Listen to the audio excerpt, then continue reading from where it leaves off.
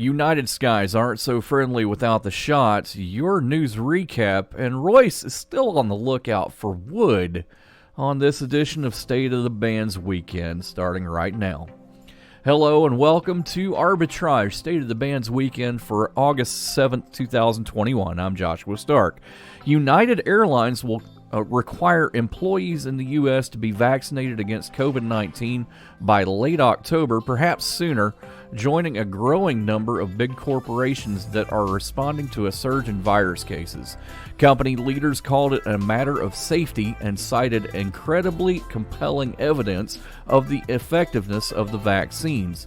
We know some of you will disagree with this decision to require the vaccine for all United employees, CEO Scott Kirby and President Brett Hart told employees Friday, but they added, the facts are crystal clear.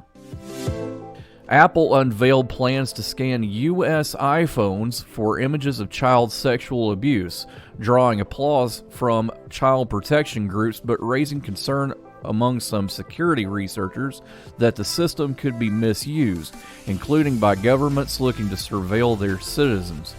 The tool, designed to detect known images of child sexual abuse, called Neural Match, will scan images before they are uploaded to iCloud. If it finds a match, the image will be reviewed by a human. If child pornography is confirmed, the user's account will be disabled and the National Center for Missing and Exploited Children notified. Separately, Apple plans to scan users' encrypted messages for sexually explicit content as a child safety measure, which also alarmed privacy advocates. Google co-founder Larry Page has gained New Zealand residency, officials confirmed Friday, stoking debate over whether extremely wealthy people can essentially buy access to the South Pacific country. Immigration New Zealand said Page first applied for residency in October under a special visa open to people with at least 10 million New Zealand dollars or 7 million US to invest. As he was offshore at the time, his application was not able to be processed because of COVID-19 restrictions, the agency said in a statement. Once Mr. Page entered New Zealand, his application was able to be processed and it was approved on the 4th of February 2021. Gaining New Zealand residency would not necessarily affect Page's residency status in the U.S. or any other nations. Treasury yields were powering higher Friday, and stock indexes were holding close to their record highs on Wall Street after a report showed the U.S. job market is making widespread improvements. The S&P 500 rose 0.1% a day after settling another all-time high. The Dow Jones Industrial Average was up 135 points, or 0.5%, at 35,201 as of 11:28 a.m. Eastern Time, and the NASDAQ Composite was 0.5% lower. Some of the sharpest action was in the bond market, where Treasury yields tend to move with expectations for the economy and for inflation. The yield on the 10-year Treasury climbed to 1.30% from 1.21% late Thursday, clawing back all the losses it sustained over the last week. More after this on Arbitrage Trade's State of the Band's Weekend.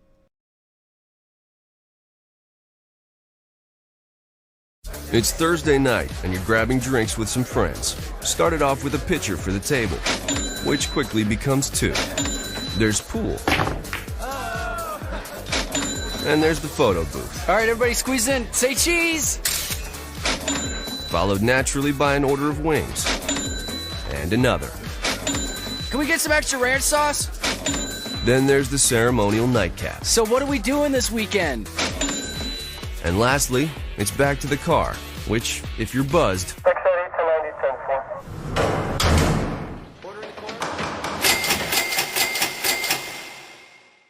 could be the most expensive night of your life. Getting pulled over for buzz driving could cost you around $10,000 in fines, legal fees, and increased insurance rates. Nothing kills a buzz like getting pulled over for buzz driving, because buzz driving is drunk driving. Brought to you by the National Highway Traffic Safety Administration and the Ad Council. This week's State of the Bands blog includes Kinda Nifty, Where the Wood At, Part 2, and The Animals Have Had It.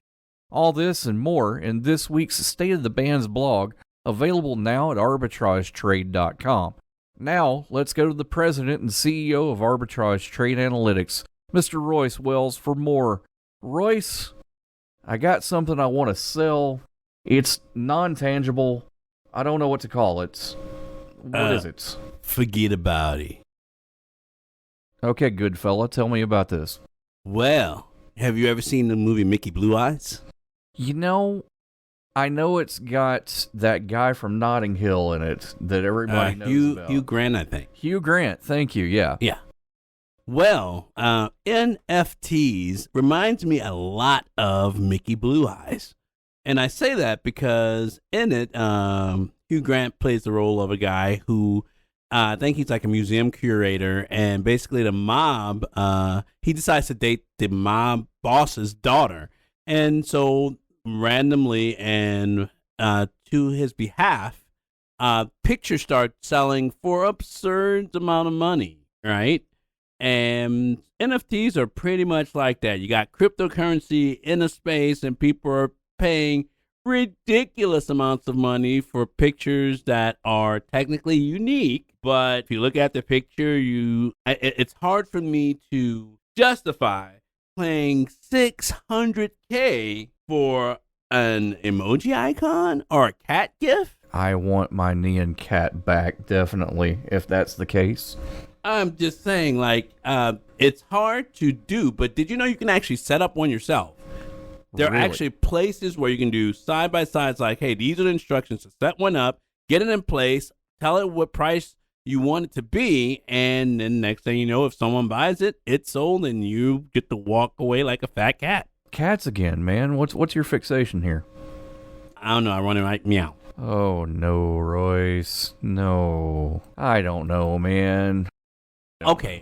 In all seriousness, NFTs were created for artists, right? Artists have art that they want to display, and it became an avenue for artists to be able to display their art and display their work and get people to actually appreciate them, because most of the time you hear artists are starving artists, and they're starving because it's really hard to find places where they can post their work and it actually be appreciated and be given the value and the time that they put into it. So this idea came about, and next thing you know, it went mainstream, and a lot of artists are actually finding their wings and their way in the cryptocurrency space to actually find and make a livable wage. A novel idea, but it has turned into quite a success.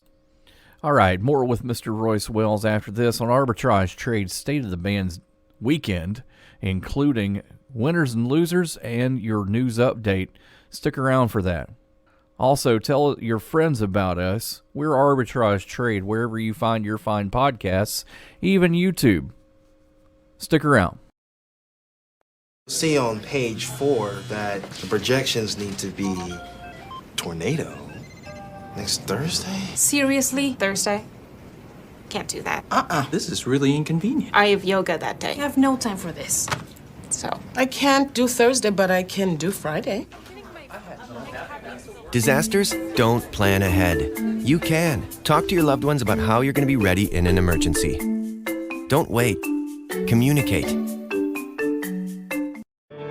Hi, we're the Goo Goo Dolls. We're fortunate that we can give our daughters everything they need to grow and learn. But not every child can focus on classes and play dates. Nearly 13 million kids in the U.S. face hunger.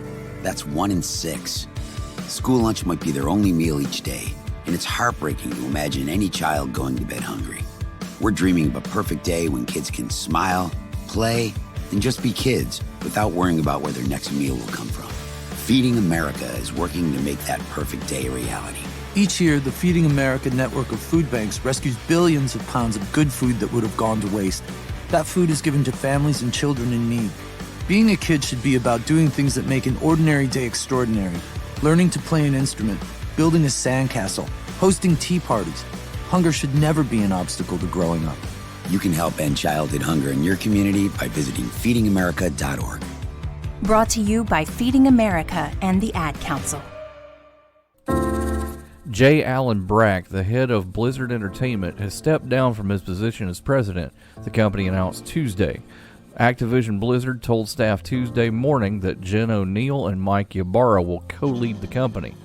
California legislatures sued video game developer Activision Blizzard recently, citing its pervasive frat boy culture and mistreatment of women employees. Following a 2-year investigation of the company, which you might know for making Call of Duty and World of Warcraft, the California Department of Fair Employment and Housing claims that female employees, who make up 20% of Activision's Blizzard's workforce of about 9,500, were routinely discriminated against. Women employees were underpaid, promoted more slowly, and terminated more quickly than their male counterparts, the suit alleges. One complainant said that her manager denied her a promotion, and when asked why, was told it was because she might get pregnant and like being a mom too much. The underpaid part especially stings, considering Activision CEO Bobby Kotick was the second paid highest CEO in the S&P 500 last year, and despite a 50% pay cut, looks like he'll make roughly the same amount this year due to equity payouts. Allegations of sexual discrimination included verbal and physical advances from male coworkers in the workplace. The suit details that one female employee died by suicide on a corporate trip after nude photos were leaked and shared among male colleagues who had previously harassed her. Activision's response: denial on all fronts. The company told NPR the DFEH includes distorted and in many cases false descriptions of Blizzard's past, and insists the environment described is not the Blizzard workplace of today. The video game industry has had a reputation for gender equality and outright sexism in its games, gaming communities, and even corporate headquarters. Along with Activision Blizzard, at least 2 other companies have come under fire over their workplace cultures. Riot Games, makers of League of Legends and Valorant, was sued in 2018 over gender discrimination after a Kotaku report revealed its bro culture. Riot Games, founded in 2006, has become one of the biggest companies in gaming on the back of its sole release, League of Legends, which had 100 million monthly players in 2016. With 2,500 employees across 20 offices, Riot is a powerhouse. In 2013, Riot was named one of Business Insider's 25 best tech companies to work for. 2 years later, it made $1.6 billion in revenue. Its Los Angeles campus is cushy in the way you'd expect a money-bloated tech company's office to be. It's got a gym, a coffee shop, a cafeteria with free food, a LAN cafe. Employees often stay late to grind out competitive skill points in League of Legends with their Riot family and are communicating on Slack well into the night. Women who don't fit into the Riot bro culture say these amenities help make the job bearable for only so long. Ubisoft is also one of those companies that has been accused of rampant sexism. More after this on Arbitrage Trade's State of the Bands Weekend, including your winners and losers report. Stick around. It's Thursday night, and you're grabbing drinks with some friends. Started off with a pitcher for the table, which quickly becomes 2. There's pool. And there's the photo booth. All right, everybody squeeze in. Say cheese! Followed naturally by an order of wings. And another. Can we get some extra ranch sauce? Then there's the ceremonial nightcap. So what are we doing this weekend? And lastly, it's back to the car, which, if you're buzzed,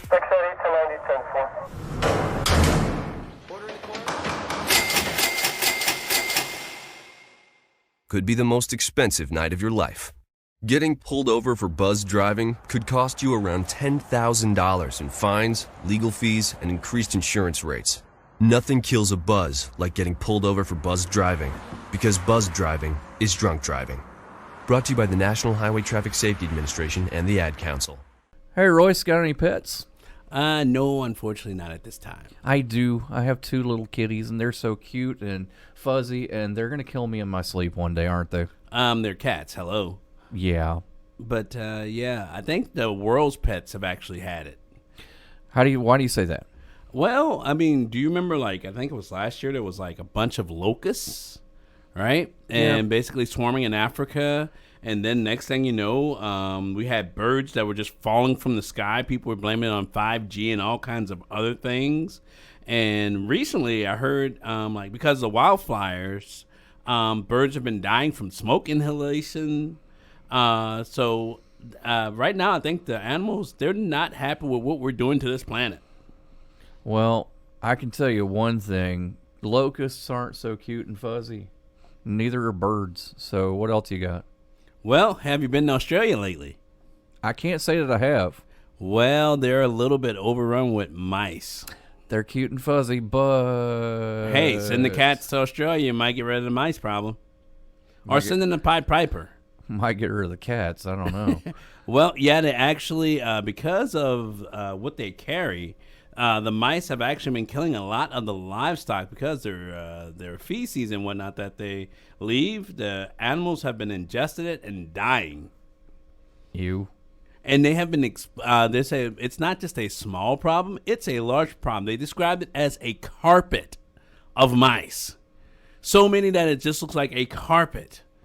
Can you imagine that many mice in one place? Reminds me of a certain Indiana Jones film.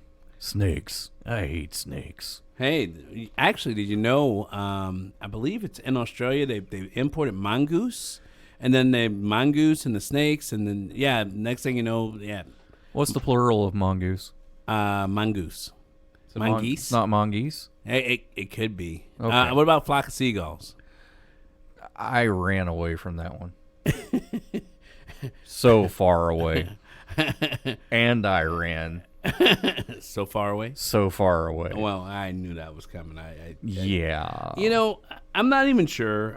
There's this disease, right? I heard that the disease that these livestock are catching, I'm just going to roll straight over it. It's a bacteria disease, right? Yep. It's leptospirosis. Hey, you got it right. Ooh, leptospirosis. All right. Trips off the tongue, doesn't it? Yeah, and basically it can lead to kidney damage, meningitis, which is an inflammation of the membrane around the brain and spinal cord, liver failure, respiratory distress, and even death. So it's hard to say what's actually making the livestock die, but a lot of people think that is that. And I'm not sure if you realize, but mice were a very large contributor to the bubonic plague because they carried it on them as they went from ships to country. So I just want to say let's all welcome 2021, also known as 2020 Extended, where weird is the new normal. Powers Not Included, the comic book podcast. A podcast about comics, games, toys, and everything geek. They talk about Deadpool, Deathstroke, Deathlock, The Night of the Living Dead, and The Walking Dead. Why the fixation on dead stuff? Find out when you subscribe to Powers Not Included on YouTube, iTunes, Stitcher, Google Play, and Podbean. Help. Ayuda. 帮助. Edem. Help. In the wake of a disaster, there are many people from all backgrounds and all walks of life who need help. Help is available through FEMA, the Federal Emergency Management Agency. We're here to provide help to all those who need it. Help. 帮助. Edem. 帮助. Help. If you or someone you know has been affected by a disaster, call us at 800-621-FEMA. If your home or property has been damaged or destroyed, you've lost your job or income, or face other emergency needs, please call the Federal Emergency Management Agency at 800-621-FEMA. FEMA, Help is here. A public service message brought to you by FEMA and the Ad Council. Welcome, traders, to Winners and Losers Computer Edition. Our first winner with a 19% gain, a company that provides a platform for engineers to plan, build, deploy, and operate software worldwide. It offers a suite of products on its open and extensible cloud-based platform, One Platform. New Relic, symbol NEWR, starts at $69. Next, this winner, up 17%, provides integrated ICT solutions and services in India and internationally. The company operates in 5 segments: telecom services, data center services, cloud and managed services, technology integration services, and applications integration services. SIFI Technologies, symbol SIFY, starting at $3.29 a share. Last, this winner, up 14%, provides enterprise analytics software and services worldwide. It offers MicroStrategy 2021, which provides a modern analytics experience by delivering insights across multiple devices to users via hyper intelligence products, visualization and reporting capabilities, mobility features, and custom applications developed on the platform. MicroStrategy, symbol MSTR, starts at $622.59. Losers this week, with an 11% loss, this company provides cloud-based digital banking solutions to regional and community financial institutions, or RCFIs, in the United States. This company offers digital banking and transactions, a browser-based digital banking solution that delivers RCFI-branded digital banking capabilities, a mobility app, a mobile and tablet digital banking solution, remote mobile deposit capture, a partnered solution that allows remote check deposit capture, and person-to-person payments, a partnered integrated person-to-person payment solution.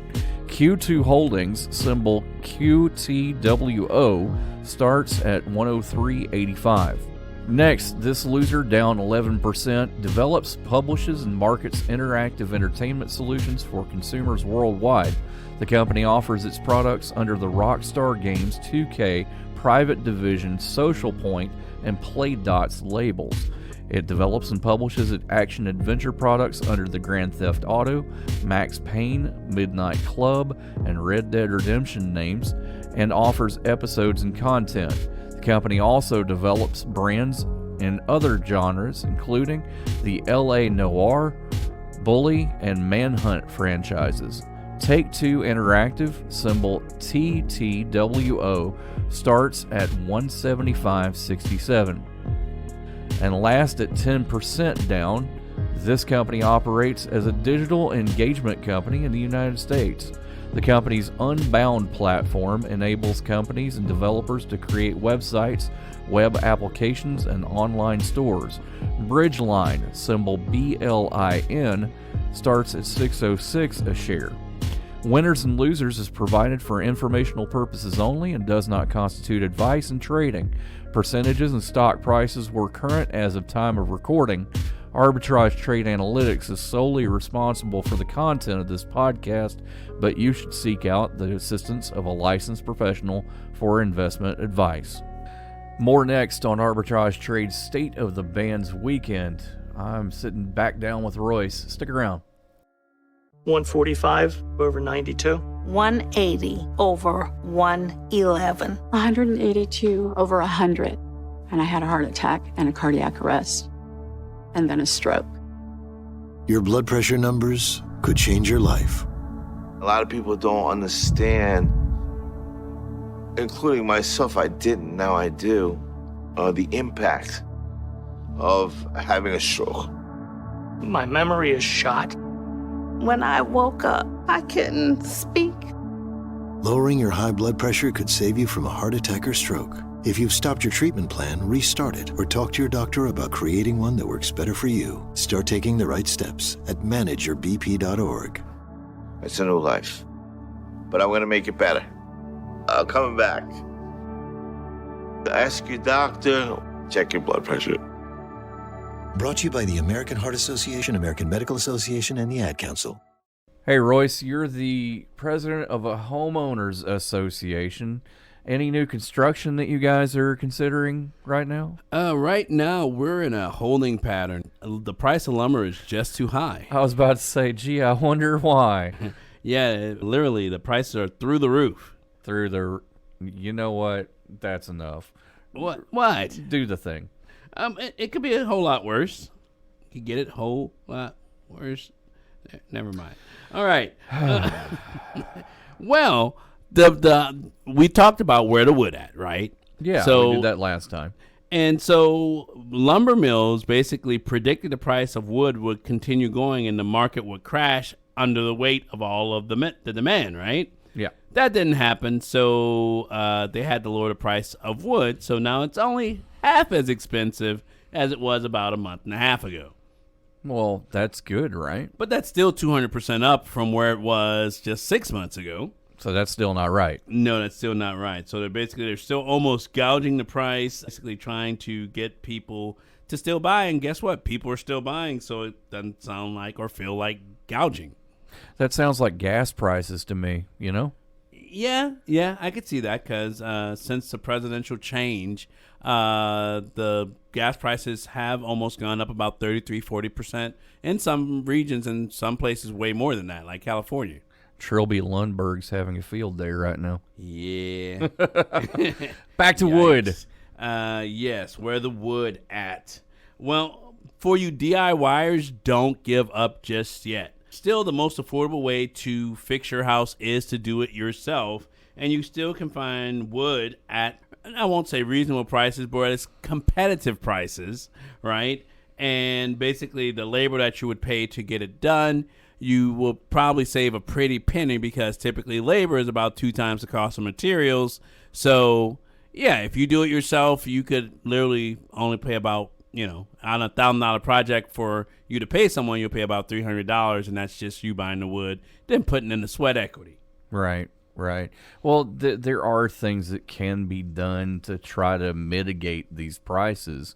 Yeah, you can, like I said, you can do it yourself. You can delay the project. You can try to find the absolute bottom of the market where wood prices have settled and then try to basically buy everything you're trying to get then. You can also do a little bit of creative loans. And when I say creative, you try to lock in a rate on a loan where you think the bottom is, so that way you have enough money. So hopefully the bottom where you think it is and the amount of money you borrow will match up, so that way you can cover your project. If you mistime this, though, you might have to go back to the well to borrow more money because what you can afford and what you got might not match up. Other ways you can save money are finding pallets, breaking them down, getting unclaimed wood. Habitat for Humanity's Restore has over 900 locations that sell recycled stuff. So take a look around. There is a ton of resources out there. Don't overspend. And don't overloan, right? You're right, Josh. Out of pocket is always the least expensive way to pay for a renovation. And we thank you so much for joining us on this edition of Arbitrage Trade's State of the Bands Weekend. Do not forget, we are available anytime the market is open on your favorite podcast provider, even YouTube. We might be on camera sometime. Scary. I got a face made for radio. So do I. Arbitrage Trade Analytics, LLC, is a privately held market research company. Arbitrage Trade Analytics, LLC, is solely responsible for the preparation and distribution of the content of this podcast. The opinions offered in this podcast are for informational purposes only and are not intended to be investment advice. Seek a duly licensed professional for investment advice. For more information about the informational research and services offered by Arbitrage Trade Analytics, LLC, please visit Arbitrage Trade.